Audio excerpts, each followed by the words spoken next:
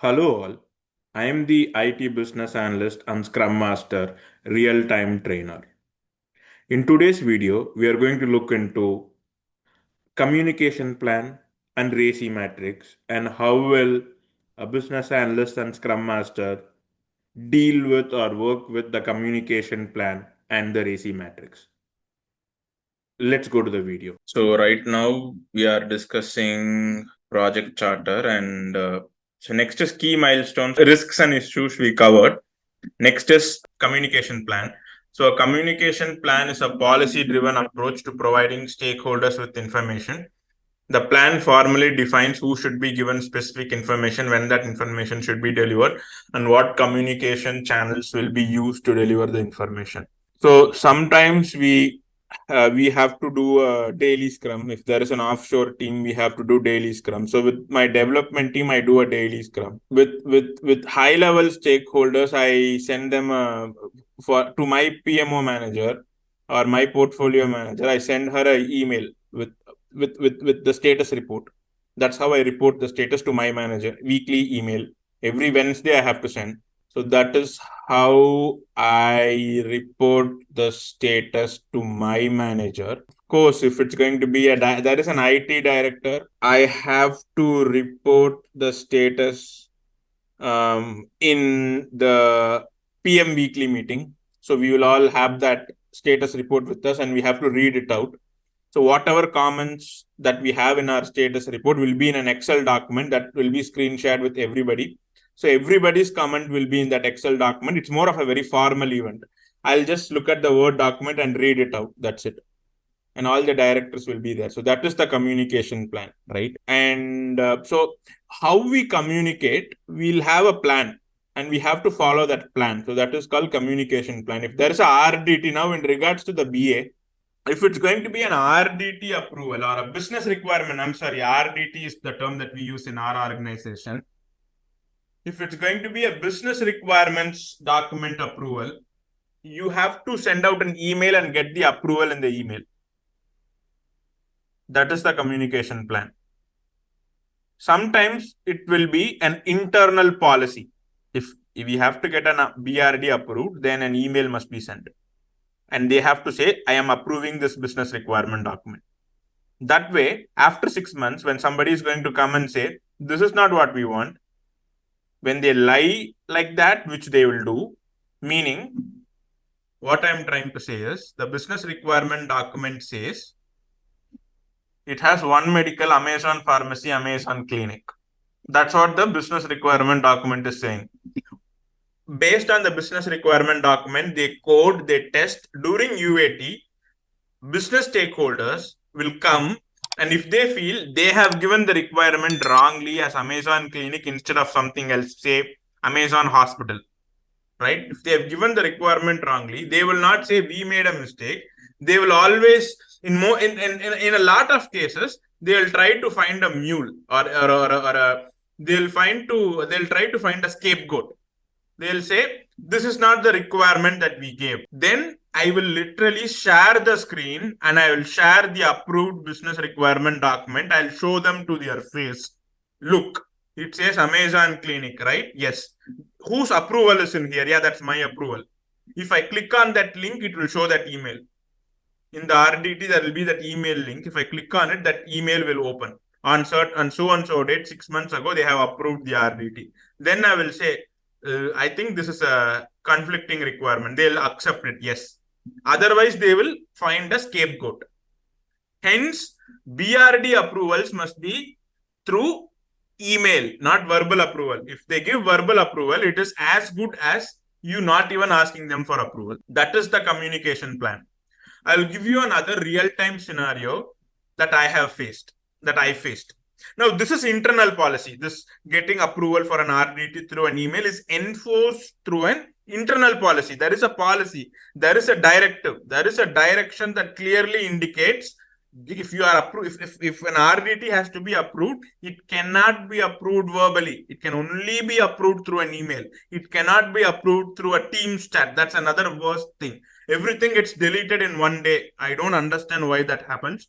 Maybe people say a lot of mean things to each other, so it gets deleted, right? And there is another directive, do not record meetings, right? There's all these things coming up. But anyways, the internal policy is clearly indicating do not get approvals through other means apart from email approvals, right?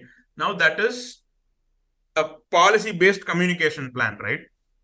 Even in the case where you want to get an approval or you want the team to reach consensus, though in the meeting they are saying something, you will anyway send an email after the meeting and say, as per our discussion today, we agreed to so and so, and freeze it. Tomorrow, if they go back on their word, you can literally show that email and say, hey, this is what we agreed to. Though there is no enforcement like this through a plan, through an internal policy, in our mind, we will make a plan. That is also communication plan. Anyways, we'll do it in our mind, right? I'll give you a real-time example where it is not enforced as a policy. We took one example of this BRD where it is enforced as a policy and we just follow the policy. But I'll give you another case where there is no internal policy. This is again real-time. This is something that I faced last week, okay?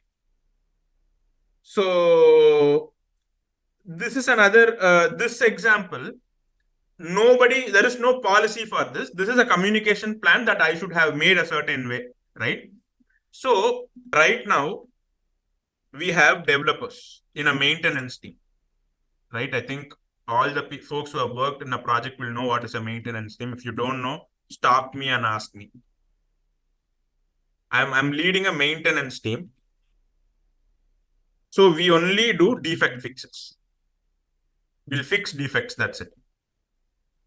So this is what the development team will do. Now there is a testing team. Obviously, whatever defects is getting fixed, that will be tested by the test team. Okay? This is all they do. Now, what happened was there is a political project going on. Political project means we do not have the resources to take that project. We do not have the capability to take that project. The timing is wrong, but there is some resource, high-level director resource, who wants to deliver that. Maybe they want to get a promotion or God knows what. So they have to do a project. So forcefully they are doing it. The resource is not, there is no resource, there is no plan, there is no capability. The timing is highly wrong on so many levels. But a director level staff wants to do it. So this is being forced on to many partner teams and we have to do it. So what they did, we did not have testing resources. So from my team, they took out the testing resources for 8 months. So right now what is happening, we are only doing defect fixes and this is being pushed into a temp branch. So development is complete. This needs to be tested. Okay, testing is not happening because the testing team is involved in another project. I'll just put AP because that is another project, right? So there is a backlog full of items. Let's say there are 10 items. It's dev complete, test only. Testing needs to be done. For 8 months, this backlog has been accumulating. Nobody said anything. It's a state organization. I'm leading that team. And I have been notifying my manager, my PMO manager, on several occasions. I have notified her that we are only doing development. There is a backlog that is getting accumulated. Something needs to be done. Okay. For a period of every now and then, I have notified her about this, right? So somewhere around June, I couldn't take it. Somewhere around June, I couldn't take it. June 2nd, I couldn't take it. I said, hey, I called a meeting. That meeting is in my calendar. On June 2nd, I called a meeting with the test lead, and there was a meeting with the test lead, dev lead, and the BA lead. I called them up and the product owner, right? So test lead, dev lead, BA lead, product owner. So all these people are there. I said, now this backlog is getting worse. We are adding a lot of stories. It's not being tested because test team is not available. They are lent out to another project. We need to fix this. So can we only take up spike stories? Meaning, what is a spike? Again, if you don't, yeah, because we haven't touched Agile yet, we will cover this in Agile. But I'll just give a short description. Spike stories means I don't know how to code this. I want one sprint to figure out how to code for this. I'll have a write up in a Word document. That's the work for that 2 weeks. Something being typed into a Word document on how to code for a story. That's it. That is a spike story. For example, I don't know how to code for this learn more button. I don't know how to code for this Amazon pharmacy feature. For one sprint, 3 weeks, I'll sit down and figure out how to code. I'll write it into a Word document. So I proposed to the product owner and I said, hey, right now this backlog is getting very bad. It's keep on accumulating. The test team is under pressure. Can we just take up spike stories till this testing backlog is resolved? Right? I got a consensus from all the leads, including the product owner, saying that we will only take up spike stories. I got that consensus in a meeting where everybody was there. That meeting is in my calendar. I vividly remember this meeting. That is the only reason why this meeting was set up. Everybody said okay. From the next sprint onwards, they kept working on, they kept coding. So I noticed something 2 weeks ago, around 9th of October. This backlog is bad. It's like more 2 times of what I saw in June. And I went and I spoke to the product owner and she's like, no, I never agreed to it. And then the dev lead is keeping on, he keeps on coding. The development team is keeping on coding because they feel if they stop coding, their contracts might end. If they just keep on working on spikes, he feels some of the members in his development team, for them, the contract will end. He doesn't want that. That is why the dev lead is coding. Product owner is from the business, so she wants a lot of work to be done. So she went back on her word and she also said, oh, go and code. That's it, right? And right now, everybody, they say they never gave the word except the test lead. He says, yes, we had that meeting and I did direct them to stop coding. And then the coding continued because he knows that there is pressure on him to deliver if that test only backlog keeps on accumulating because his team must test. So he's saying the truth. All these 3 people, they have their own agenda.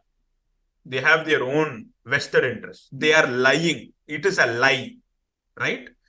In a meeting, they said, we are okay with the spike only approach. We will not code.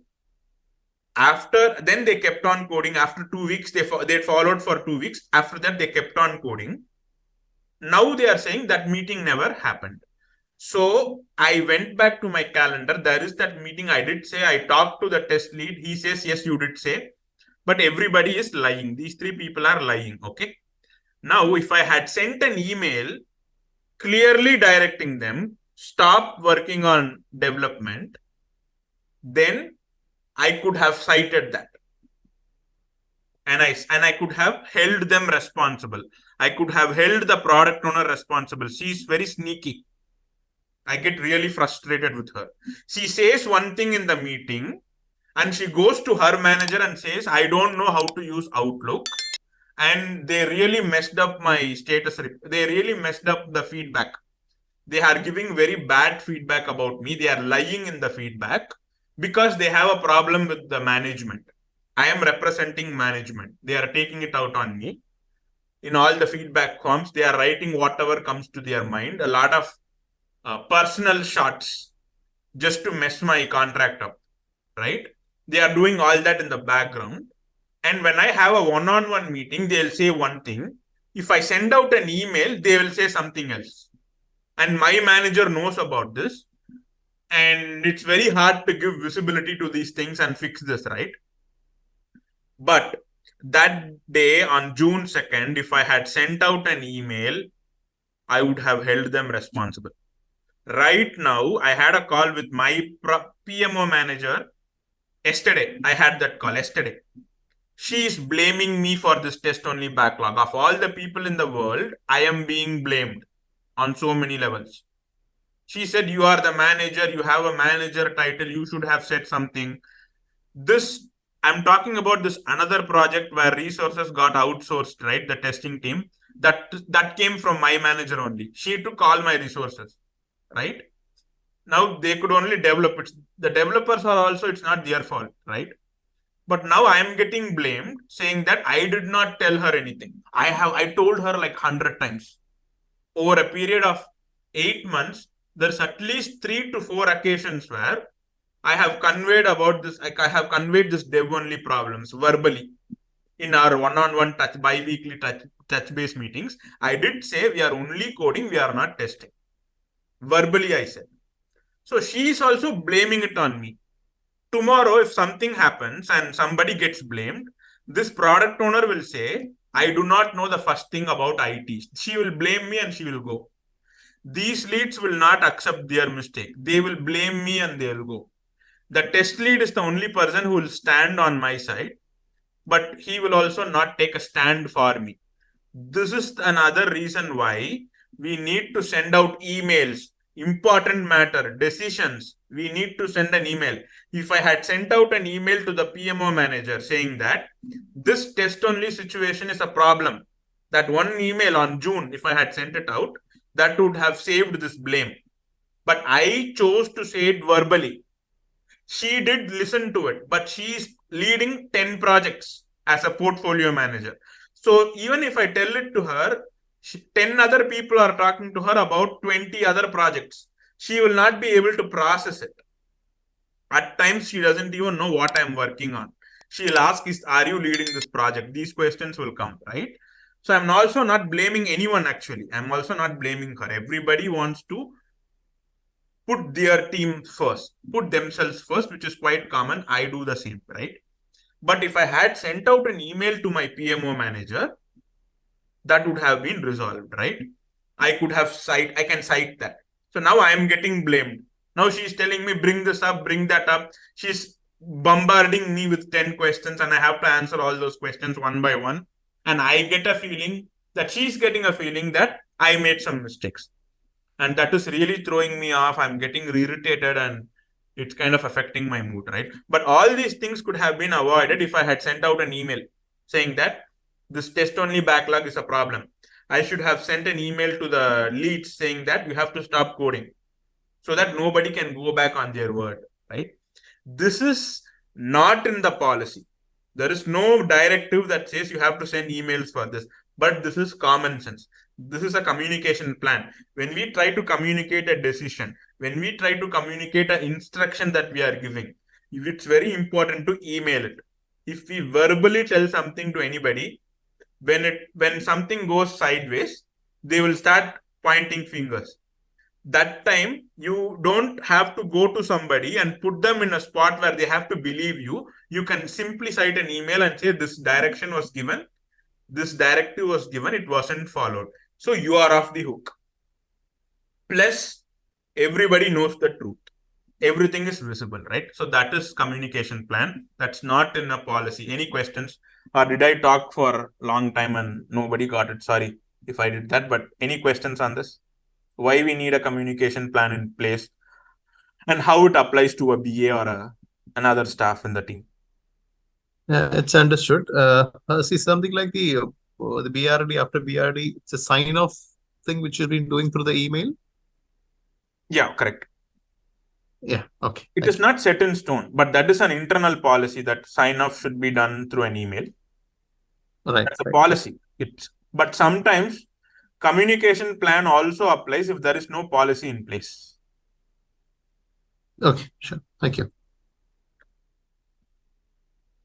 Next is stakeholder analysis. Again, there is 4 types: responsible, accountable, consulted, informed.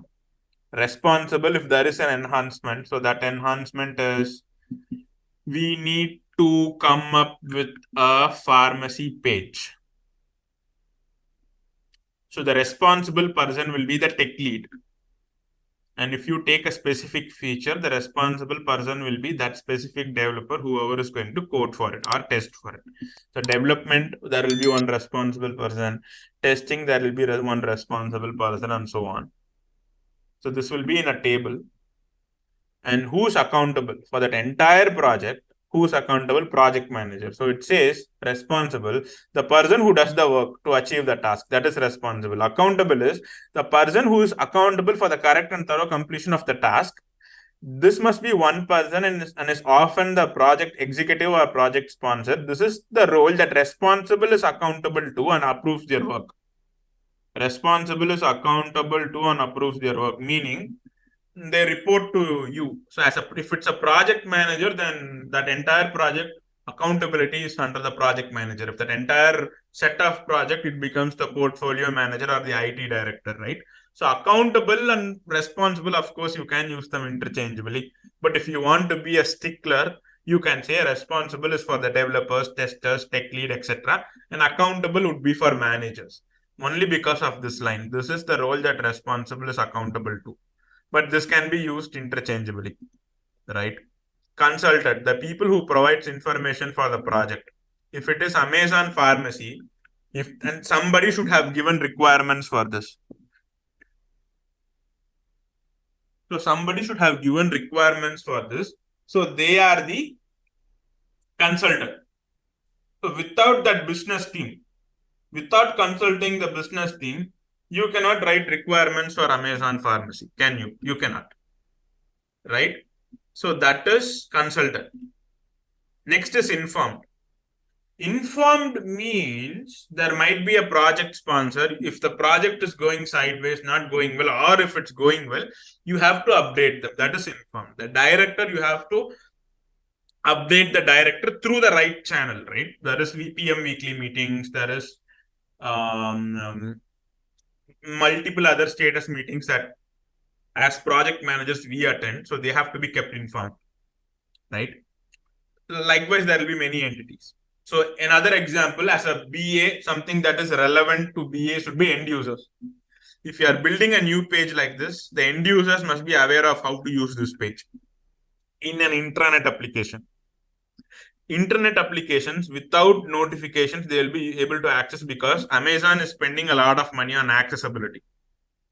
Okay, how will the end user perceive this page? How will they use this page? It should be easy for them and all these things. But the intranet application will not be as accessible, as user-friendly as Amazon.com's pharmacy page. Because we are not spending millions of dollars to do some alpha testing, beta testing, hiring a UI UX developer to see whether that is end user friendly. Nobody is going to spend millions of dollars for that. For an intranet application, they are all staffs. A select set of staffs are going to use it. Maybe they are thousands in number max. So you have to send them an end user manual or some kind of a write-up as to how to use that page. So that will be informed. The end users must be kept informed of the enhancements made to the application. If it is an application that is used by the loan managers, you are adding 2 new pages, they have to be kept informed. The end users, you need to send them some kind of manual and train them to use that page. That is informed end users in that case. This is a table where all these people will be there under responsible, accountable, consultant, informed, right? And why do we need this table? To figure out who is the go-to person. That's why we need this page. We need to figure out who is the go-to person and how to communicate things to them. So that is why we have this informed. That's why we have this RACI matrix. Any questions? Or anything that you guys might want to add? Where this RACI matrix has been used? I'm sorry? Where this matrix has been used, actually? It's used throughout the project. It's documented during planning phase. So if you ask me, where do we use project charter? The beginning of the project, yeah. It is documented in the planning or initiation. It is used till the end. If someone is giving me a requirement, it is not in scope. I will cite the project charter. So it's used during requirements that way. So we are done with planning. The first phase is completed. Are you all aware? Are you all comfortable with what we've learned so far? I have sent this project charter out to everybody to understand how this works, how to use the project charter, why should a BA learn about the project charter, what's important about the project charter. That's the main document. So already, if you have done the homework, there is this already. I want business goals and I want in-scope items, which is more or less the same. And I want a budget. Do your research, talk to your friends who've done projects, come up with the budget, and come up with the project team, both IT and business. If you want, you can also come up with names and have that in a Word document and keep building it. Come up with a domain. When I say come up with a domain, it should be either banking or healthcare. Okay. I'm not going to check it unless and until you have a question and you want to moving on to analysis. So generally, when you walk into an organization, you might not know the domain. For example, I worked in childcare for the longest time, and I had experience in insurance and all, but I did not know anything about banking. When I walked into US bank, I did not have any experience in banking. First time I went into US bank, they have a lot of money, by the way, a lot of money. And they gave me the laptop. I worked there for 9 months. They gave me the laptop. And then I told my manager, hey, I have this another role. I got a project manager role. So I'm going to give this 2 weeks notice. So where should I send this laptop? And he said he'll give me the info. Somebody will come and pick it up. I said, okay, fine. If you want me to go and drop it off somewhere, I'm more than happy to do so. Just give me the directions. I still have that laptop with me. Nobody contacted me. So they have a lot of money. So that's how banking organizations work. They have a lot of money, especially if it's an international bank like US Bank. They have a lot of money, and you can actually work there for 10 or 12 years, contrary to what they talk about private companies. I think you can work there for a decade if you do a good job, get a lot of skill set. So you might go into a bank, you might not have experience as a banker, right? You might not have worked in a banking domain. You have to start somewhere. You might have worked in insurance. You might have worked for a pure out and out tech role. You don't know anything about banking. In fact, I walked in as a product owner without knowing anything about banking, which is kind of surprising for everyone. But they did select me because I had some API high level knowledge, right? So you might be walking in as a BA. You don't know anything about the domain, right? So how will you manage that situation, right? They'll put you into a requirements meeting. When they talk about the application, they'll talk business language, and you will not be able to understand it. For example, they'll say things like, there is when it comes to government projects, there is stage 1, there is the stage 3 issue that we have, and then the CPI must come and do this, and then the SWS will come and do this. And what is the CPI? What is this? And what is the stage 3? I don't know what is stage 1 and 2. What is the stage 3 that you guys talk about? I cannot ask these questions in the requirements meeting. Why is that? Because in the requirements meeting, there is director level staff, there is executive level staff, there is all these high level staff. They have better things to do other than they have better things to do than explaining you about these abbreviations. So when you walk into a requirements meeting and you don't know anything about the domain, you have no other option but to you'll not have any other option but to become a glorified typewriter, right? You'll become a glorified typewriter. You'll have this Word document, as they say, you will blindly type things in. Like I do right now, whenever the tech lead is going to talk jargons, I'll be like, oh my God, this is another one of those times. Okay, I'll just share my screen and tell me whatever it is that you're saying. And she will say it. And then I'll type it down and I'll ask her. This is in a meeting where everybody is there. I'll ask her, hey, did I capture it right? She'll say yes. And I can do it. I can do it when they talk technical jargon because I am the project manager. I don't need to know anything about the technical elements. So I can do this. I have the license to do this. I know what I'm not supposed to know. That's very empowering. If you know what you don't need to know, that's very empowering. So I do this. But you cannot do the same thing in a requirements meeting. When they give you requirements, you cannot share your screen. Hey, can you tell it again? I'll just type it down. Is this right? You can't do that because you are a business analyst. You should know about the business. So you cannot do this, right?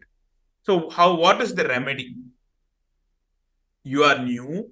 You cannot know about the domain. Even if you have worked in a bank as a cashier or even in an IT project as a in a cash processing project, when you go into credit card and debit card or some other domain, you will not know about that domain. When they talk jargons and when they talk business jargons, you might not know. So what is the remedy? Yeah, you cannot go and ask questions, meaning you cannot ask basic questions in requirements gathering. Only requirements questions you should be asking. What's the remedy? The remedy is using the analysis phase. That is the remedy. Well, how will we use this analysis phase? You will go, let's say you are working for Amazon, okay? They want you to gather requirements for this page. That is the enhancement that you are getting. Amazon we want an Amazon pharmacy module. That is the enhancement that is assigned to you. Okay. Or we have to make an enhancement in the Amazon pharmacy module. Maybe we have to just do this segment alone. Okay. That is the enhancement that is assigned to you. Your manager will come and your manager will say, hey, so and so, you are going to work on enhancing Amazon pharmacy module. Okay. So now this is the enhancement that is assigned to you. Of course, in that release, there are 5 other enhancements, but you are assigned only this.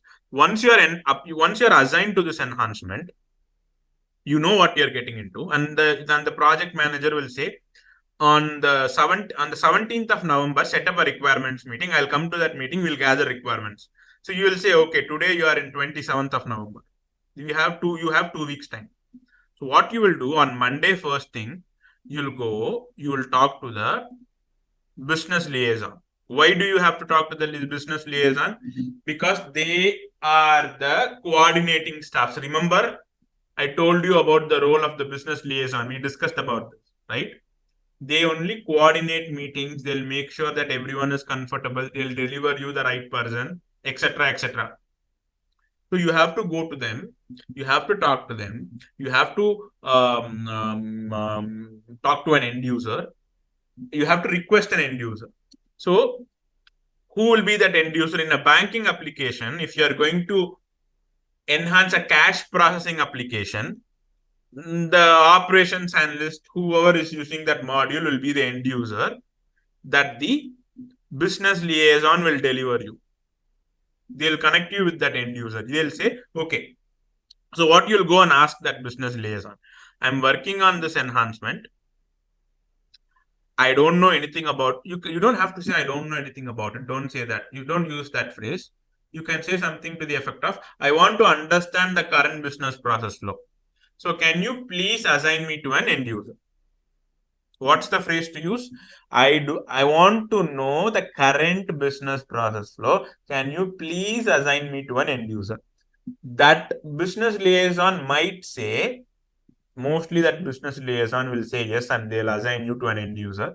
In some cases, the business liaison might say, we have the requirements meeting coming up, right? If that requirements meeting argument is going to come, you have to say, no, I'm not talking about the requirements. I want to understand the keyword is current business process flow, so that I can gather the requirements better and provide a good IT solution. right? You are promising them some candies. Now they'll say, okay, fine, I'll give you the end user, right? 85% they'll deliver you the end user, 15% they will not deliver you the end user. You have to go through some manuals and understand the business process flow. But 90% I would say they'll give you the end user. Once they give you the end user, what happens next? They will explain how this page works bit by bit. They will talk about this page, how we use this page, what we do with this page. And they will also talk about what happens outside the application. So let's say for example, you want to understand how this page works because we are going to come up with these two donut charts. Okay. So we have to come up with these two: loan purpose revenue generation and segment revenue generation.